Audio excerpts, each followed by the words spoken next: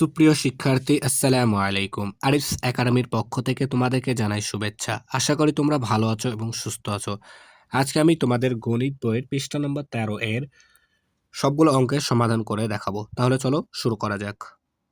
প্রথমে 8 নাম্বারটা দিয়ে শুরু করি। তো দেখো 8 নাম্বারে বলছে কি, একটি গ্রামের বাঁধ মেরামতের জন্য গ্রামবাসী প্রত্যেক পরিবারের কাছ থেকে সমপরিমাণ টাকা তোলার সিদ্ধান্ত নিলেন।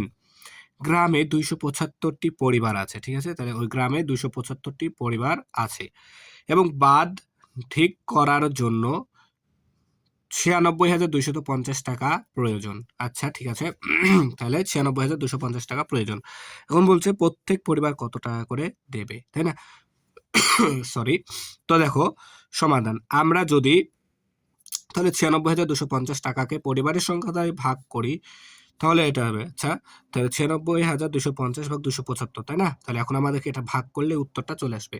তো দেখো আমি এখানে ভাগ করছি, ঠিক আছে? তাহলে আমি এখানে ভাগ করে দেখাচ্ছি। দেখো, তো আছে আমাদের কত, 96,250, তাই না, ভাগ 275, ঠিক আছে না? তাহলে 275 দ্বারা আমাদের 96,250কে ভাগ করতে হবে।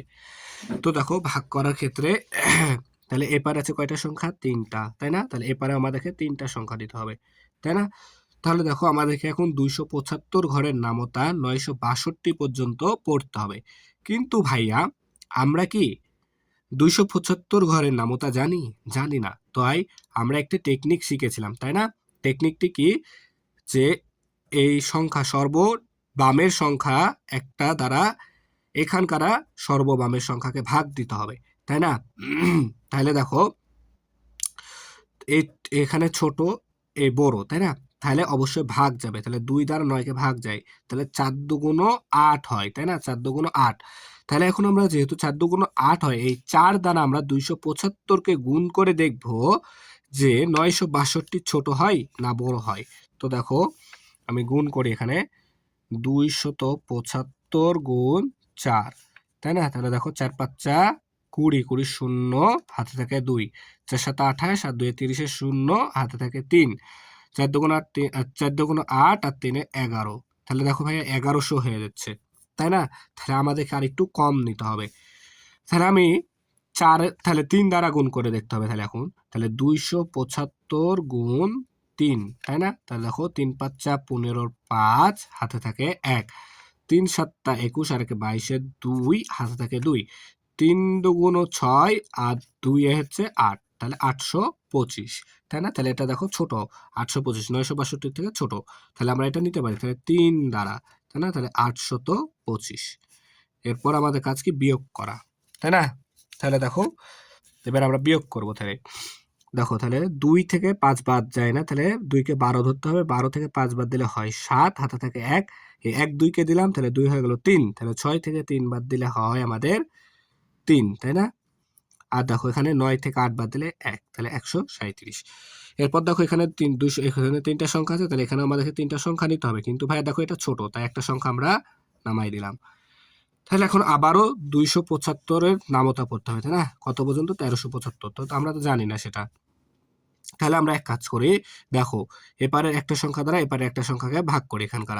তাহলে 1 ছোট 2 বড়, তাহলে যাচ্ছে না, তাই আরেকটা নিই, তাহলে 13, তাহলে 13 যায়, 2 দ্বারা 13 ভাগ যায়, কত, 6 দুগুণ 12 হয়, তাহলে এটা নেওয়া যাবে, তাই না? তাহলে 6 দুগুণ 12 যেহেতু, তাই আমরা 275কে 6 দ্বারা গুণ করে দেখবো যে এই 1375-এর বড় আসছে নাকি ছোট আসছে নাকি সমান আছে, সেটা এখন আমরা দেখবো। 275 গুণ 6, তাই না?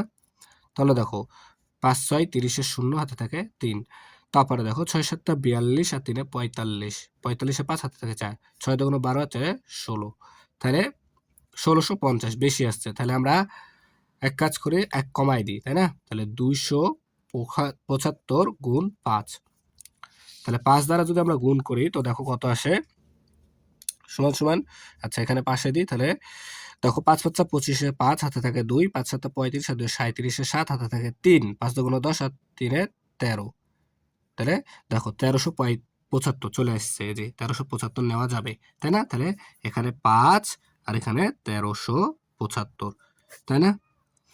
তাহলে এখন দেখো 1375 থেকে 1375 বাদ দিলে হয় 0, তাই না? আর এই শূন্যটা এখানে নেমে যাবে, এটাই কিন্তু আমাদের শেষ কাজ নয়, তাই না? তার কারণ কি ভাইয়া, এই শূন্যটা এখানে আমাদের নেমে গেছে, তাহলে এটার কাজ করতে হবে এখন। তো 275 দ্বারা আমাদের শূন্যকে ভাগ করতে হবে।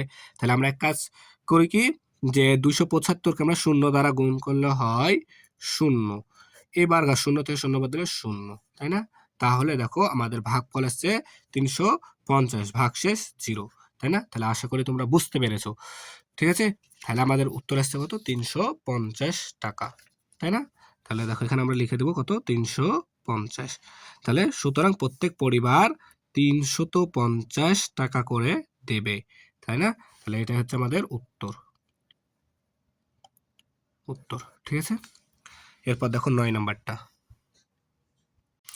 তাহলে দেখো 9 নাম্বারটা, কোন দৌড় প্রতিযোগিতার পথের এক চক্রের দৈর্ঘ্য 900 মিটার। একজন দৌড়বিদ কততম বারে 10,000 মিটার পথ অতিক্রম করবে, তাই না? তাহলে দেখো এখানে আমি সমাধান, আমরা যদি 10,000 মিটারকে 900 দ্বারা ভাগ করি তাহলে, আচ্ছা এখন আমাদেরকে ভাগ করতে হবে, তাই না? তাহলে চলো ভাগটা করি, ঠিক আছে? দেখো 900কে 900 দ্বারা আমরা 10,000কে ভাগ করবো, তাই না? তাহলে আমাদের কি সমাধানটা চলে আসবে। তাহলে দেখো, তাহলে আমাদেরকে এপারে আছে 3টা সংখ্যা, তাহলে এপারেও 3টা সংখ্যা নিতে হবে। তাহলে দেখো এখানে 1000, এখানে 900, তাহলে একবার যায় 900কে 900, তাই না? তারপর দেখো, তাহলে এখান থেকে যদি আমরা বাদ দিই তাহলে 0 0 1 100, তাই না? এরপর দেখো, তাহলে এটা ছোট হয়ে যেতে, তাহলে একটা 0 আবার নামাই দিই, তাই না? তাহলে দেখো আবারও একবার যায়, তাহলে 900কে 900, তাই না? তাহলে দেখো আবার 0 0 1, তাই না? তো দেখো তাহলে আমাদের এখানে ভাগফল আসছে কত, এটা হচ্ছে কি ভাগফল আর এটা ভাগশেষ, তাহলে ভাগফল আসছে আমাদের 11, তাই না? তাহলে দেখো এই ভাগফলের জায়গায় আমরা লিখবো কি 11, আর ভাগশেষ পেয়েছি কত, দেখো ভাগশেষ পেয়েছি 100, তাই না? তাহলে এই 100কে আমরা এখানে লিখে দিব, ঠিক আছে? তাহলে ভাগফলও পেলাম, ভাগশেষও পেলাম, তাই না? তো দেখো তাহলে এখন বলেছিল যে আমাদের কততম বারে, ঠিক আছে না, কততম বারে এত মিটার পথ অতিক্রম করবে। তাহলে দেখো ভাগফল যেহেতু 11, তাহলে এখানে লিখতে পারবো আমরা 11তম বারে, 11তম বার ঘোরার পরেও কত মিটার পথ বাকি থাকবে, তাহলে 100 মিটার, ভাগশেষ যেটা সেটা কি বাকি থাকবে, তাই না? অবশিষ্ট যেটা, তাহলে 100 মিটার পথ অতিক্রম করবে, মানে অতিক্রম করবে না, সরি, এখানে বাকি থাকবে, ঠিক আছে? এরপর দেখো, তাহলে এখানে গেল আমাদের 11তম বার। তো এখন আমরা এখানে দেখো আরো এক লাইন আছে, সেটা হচ্ছে যে কি, সুতরাং তাহলে এখানে 11 বার তো আমাদেরকে সম্পূর্ণ পাক দেওয়াই লাগবে, তাই না? তাহলে 11 বার দেওয়ার পরেও আমাদের 100 মিটার কিন্তু অতিক্রম থাকে, মানে সরি বাকি থাকে। তো এই 100 মিটার পথটাও পাড়ি দেওয়ার জন্য তো আমাদেরকে আরো একবার ঘুরতে হবে, তাই না? আরো এক চক্কর তো মারতে হবে, তাহলে আমাদেরকে আরো একবার ঘুরতে হবে, তাই এখানে আমরা 1 দিয়ে দিলাম যোগ। তাহলে দেখো 11 যোগ 1, তাহলে হচ্ছে আমাদের 12। তাহলে 12তম বার ঘোরার সময় 10,000 মিটার পথ অতিক্রম করবে, ঠিক আছে? তাহলে আশা করি তোমরা বুঝতে পেরেছো কিন্তু, ঠিক আছে না? তাহলে দেখো 6 নাম্বারটা বলছে, একজন লোক প্রতি মাসে 1200 টাকা সঞ্চয় করে, তাহলে প্রতি মাসে অর্থাৎ এক মাসে 1200 টাকা সঞ্চয় করেন, কততম মাসে তার সঞ্চিত টাকা 50,000 অতিক্রম করবে, ঠিক আছে? তাহলে আমরা এটা লিখতে পারি কি, যে আচ্ছা তাহলে 1200 টাকা, 1200 টাকা সঞ্চয় করেন,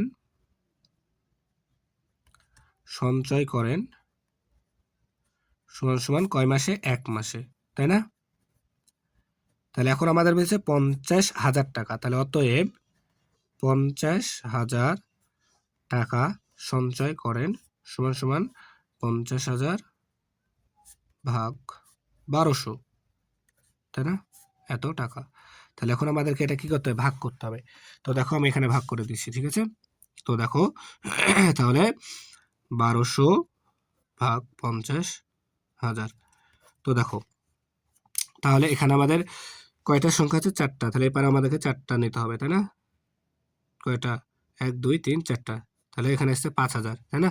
তাহলে দেখো 1200 তাহলে 1200কে যদি আমি 4 দ্বারা গুণ করি, দেখো 1200কে যদি আমি 4 দ্বারা গুণ করি, তাহলে দেখো 4 শূন্য 0 4 শূন্য 0 4 12 48, তাই না? তাহলে 4,800 এসছে, তাহলে আমরা এটা নিতে পারি।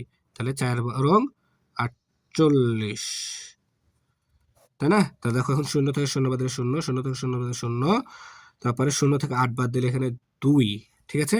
আর হাতের 1 এখানে দিলে 5 থেকে 5 বাদ দিলে 0। এরপর দেখো যায় না, তাহলে আরো একবার এখানে 0টা এখানে আমরা নামাই দিই। তাহলে এবার একবার যায়, তাহলে 1200 কে 1200, 0, 0, 8, তাই না? তাহলে আমাদের ভাগশেষ আসছে কত? 800 টাকা, তাই না? তাহলে এখন আমাদের কত এসছে এখানে? 41 ভাগফল। তাহলে আমরা এখানে লিখতে পারি কি যে 41 মাসে এবং 800 টাকা অবশিষ্ট থাকে, মানে বাকি থাকে, তাই না? তাহলে বাকি থাকে, তাহলে অতিক্রম করার জন্য 800 টাকা বাকি থাকে আরো। তাহলে আমরা এটা লিখতে পারি, সুতরাং সেম আগেরটার মতো, সুতরাং 41 যোগ 1 সমান সমান 42তম মাসে, 42তম মাসে কি 50,000 টাকা সঞ্চিত টাকা, সঞ্চিত টাকা, সঞ্চিত 50,000 টাকা, হ্যাঁ 50,000 টাকা অতিক্রম করবে, অতিক্রম করবে, তাই না? তাহলে এটাই উত্তর আমাদের। তাহলে কততম মাসে? 42তম মাসে, উত্তর এটাই। ঠিক আছে, তাহলে আশা করি তোমরা বুঝতে পেরেছো। তাহলে আজকে এই পর্যন্তই। ভিডিওটি ভালো লাগলে অবশ্যই লাইক, কমেন্ট, শেয়ার করতে ভুলবে না এবং পরবর্তী ভিডিও সবার আগে পেতে আমাদের চ্যানেলটি সাবস্ক্রাইব করো। আল্লাহ হাফেজ, আসসালামু আলাইকুম ওয়া রাহমাতুল্লাহ।